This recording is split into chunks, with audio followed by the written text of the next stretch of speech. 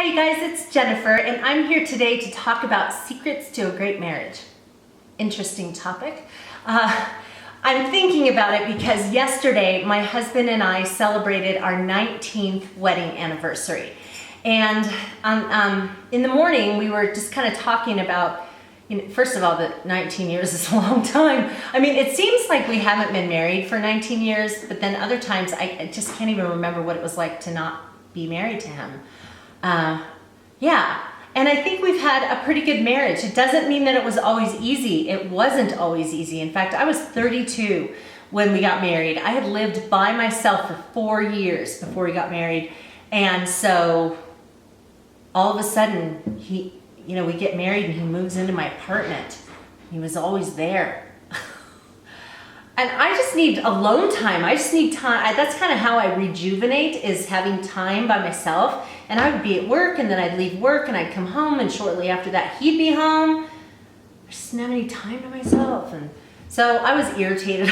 I was irritated a lot, and we fought a lot and stuff like that. But I think that we have a really good marriage. We've worked some things out over the years. We never were in a point where we thought that we would actually split up, but we had some difficult times. So this, when I was talking to my husband about this yesterday morning, I said, 19 years of wedded bliss. And he said, yeah, I'm not sure if you'd call it that. When we think about those fights where one or the other of us stormed out of the house, it wasn't always wedded bliss. We had to kind of work on that.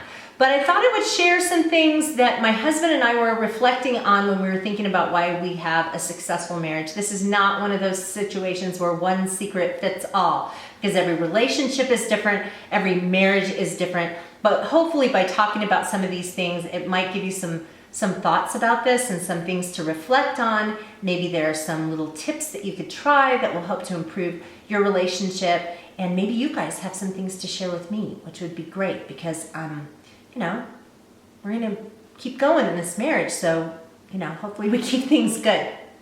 All right, so the first thing I want to mention, because hands down for me, this would have been a deal breaker, is my husband and I are both Christians. We share a common belief system. I think that there's so many decisions in life that you have to make that are influenced by what is at your core and what you believe in. And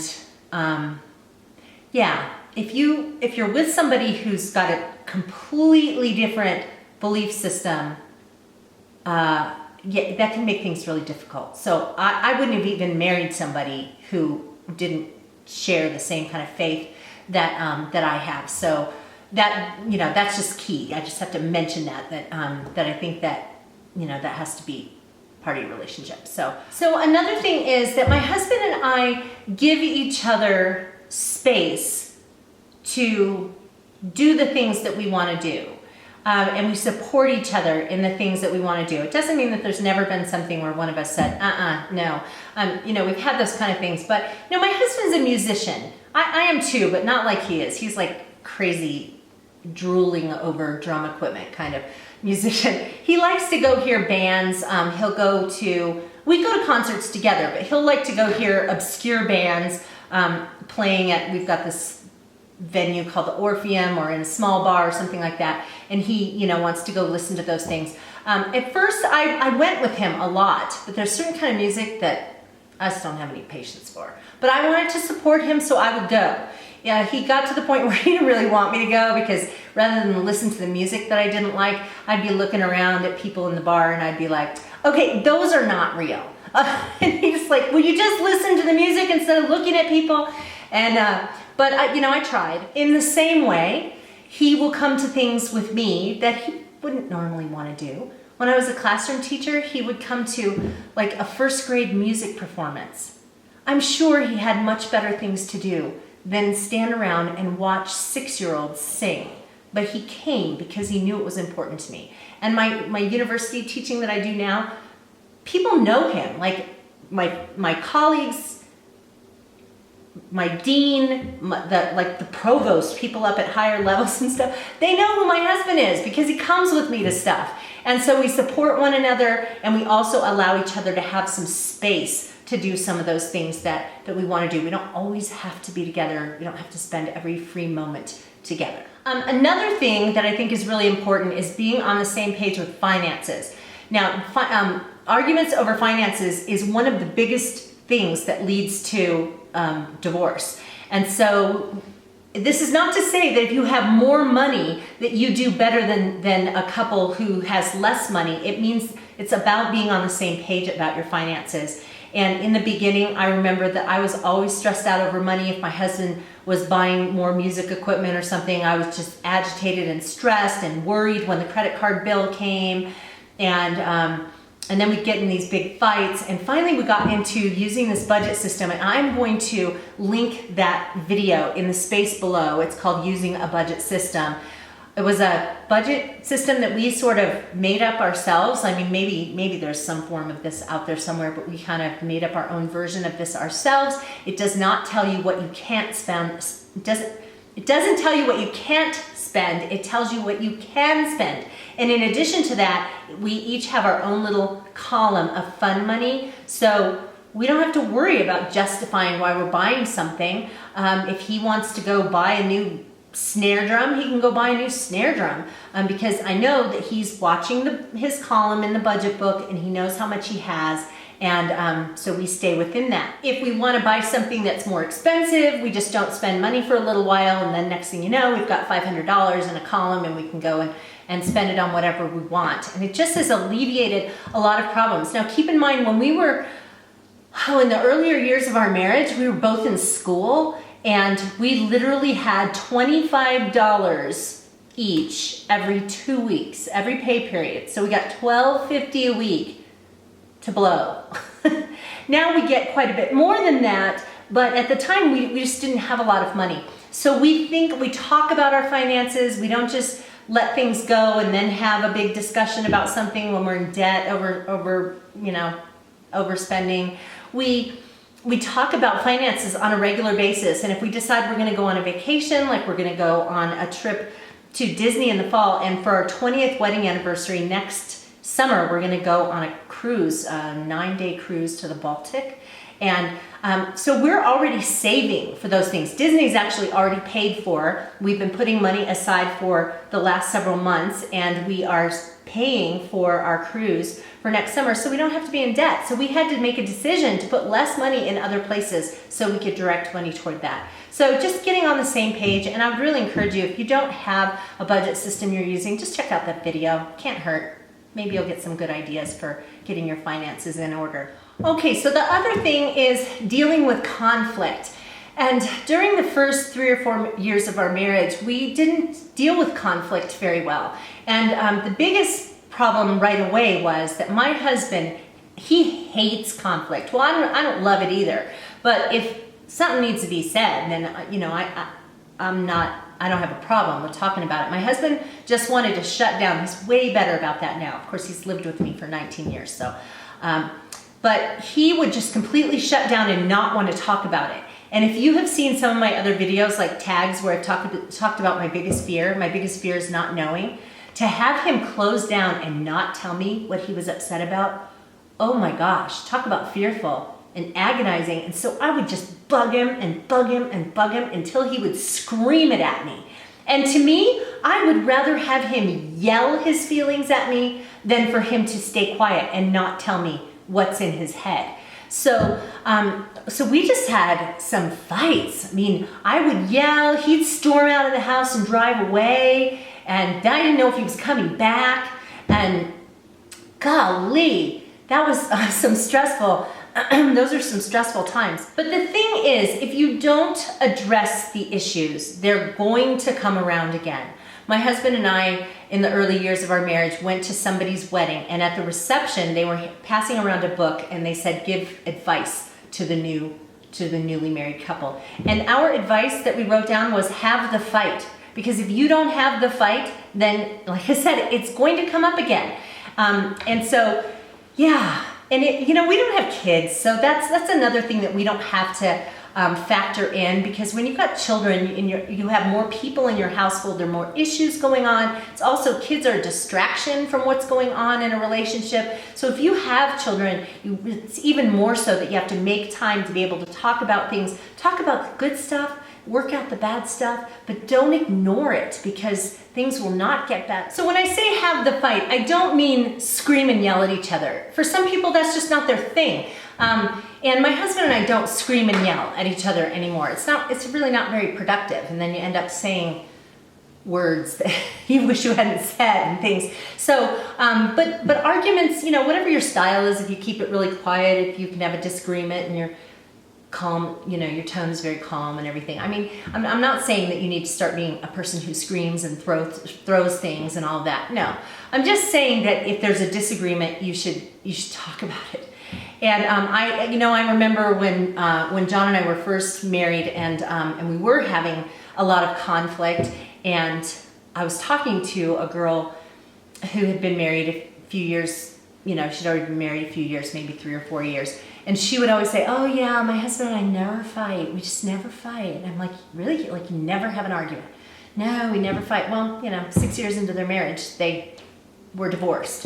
And I think that they probably wouldn't have been in that situation had they talked more and had they had the fight if need be, get it out there, talk about it. So another thing is something my husband said early on in our relationship that actually I thought was probably one of the most unromantic things that he could have ever said to me. And he said that he believed that, and this was actually, I think, when we were engaged, and he said to me that he believed that love was not a feeling, that it was a decision, and that you look at somebody and you learn about their personality and you learn about their character, and based on those things, you make a decision to love someone. And of course, I wanted him to be like, "Oh, you're just beautiful, and you're just adorable, and I love you," and all that kind of stuff. And here was this guy who, who I was madly in love with, and he was in love with me, but saying that he had made a decision to love me. But the more I thought about that, the more that made sense. And actually, it was a huge comfort to me because, I had dated a lot of people and had relationships end. And I was always kind of afraid that I would find somebody who I absolutely adored and get married, and then one day they would just wake up and say, "I don't love you anymore." And, I think there's a lot to that. You don't keep that feeling you have at the beginning of a relationship, the one that makes you kind of go, and that it's lust and infatuation, and it doesn't last forever, which isn't to say that I don't have strong feelings for my husband, which isn't to say that I don't ever look at him adoringly. I do, but that's the kind of stuff, it goes away, and it would be exhausting if it didn't go away at some point. But you just get to a point where you're living life together, and so to think of love as a decision rather than a feeling is great, because sometimes we wake up in the morning and we look at the person that we've been married to all this time, and they've changed and they've aged, and maybe they have a bad day, and if we may not have that feeling like we had when we first met them. And so, what a sad thing to throw everything away because you just don't have that pitter-patter feeling anymore. And so I think it is an important thing to think about the fact that there was a reason why you married this person, and you're making a decision about who they are and who they are inside, and that decision is why you continue to love them, because you've decided to, you've made a commitment to. So here's another thing. My husband and I at the beginning kind of made it a hobby of ours to go to marriage retreats. Not like we went to a ton, maybe we went to 3 or 4, but we would go to things like that just to kind of get some perspective on how to handle conflict and different things. And so then we started talking a lot about the reasons we have fights and the things we would fight over. And then we would go back to fixing some of those things. So like the finances thing, that was one of the things we used to fight about. So we figured out we needed some kind of system that would help us to not have arguments over money anymore. And then another thing was that we would often react to one another he would say something to me or I would say something to him, and then the way it was said, the other person gets mad, and then a big fight happens, and then the fight is over and you can't remember what you were fighting about. And it really was not about any issue. It was more about the way something was said. And then now you're fighting about how you were fighting, and it can just be kind of a crazy mess. So one of the things we recognized is that we often got in fights after we got home from work. One or the other of us would make some snippy comment, and then we'd get into a fight. And then what we realized is, when somebody's first walking in the door, so if my husband's first walking in the door and he makes some kind of a snippy comment toward me, it's clearly not something I've done. So it must be something that happened during the day. And so we talked about this, and you don't talk about this when you're in the middle of an argument. You wait until you're both calmed down and everything's fine and you're happy and maybe you're days away from your last fight. You talk about this and you say, and we just said, listen, let's think of a different way to handle this. So if you come in the door and you make a smart comment, or I come in the door and make some kind of a comment that ticks you off, rather than react to that, let's just say to one or the other of us, this clearly isn't about me. What happened today?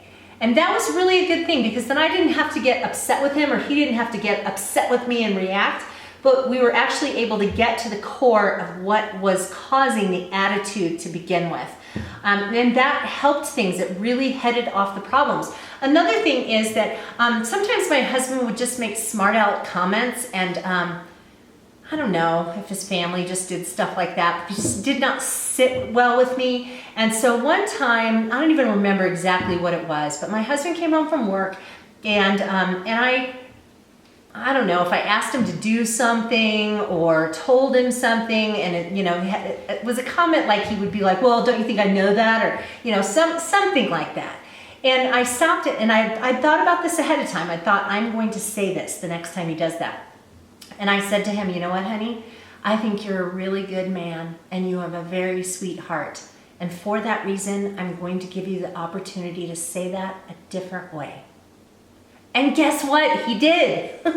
And so it really was a great thing to head off problems. So if you find that you're getting in these arguments, think about what they're about. Analyze what your fights are about. Talk about it together and think about what you might be able to do to ward off those situations that cause you to get into fights. Because so much of the time, our fights have nothing to do with anything, but just that life happened and made one of you upset, and then you're just reacting to one another to do that. And if you have children, I don't have all the answers for you, but I have friends who have children.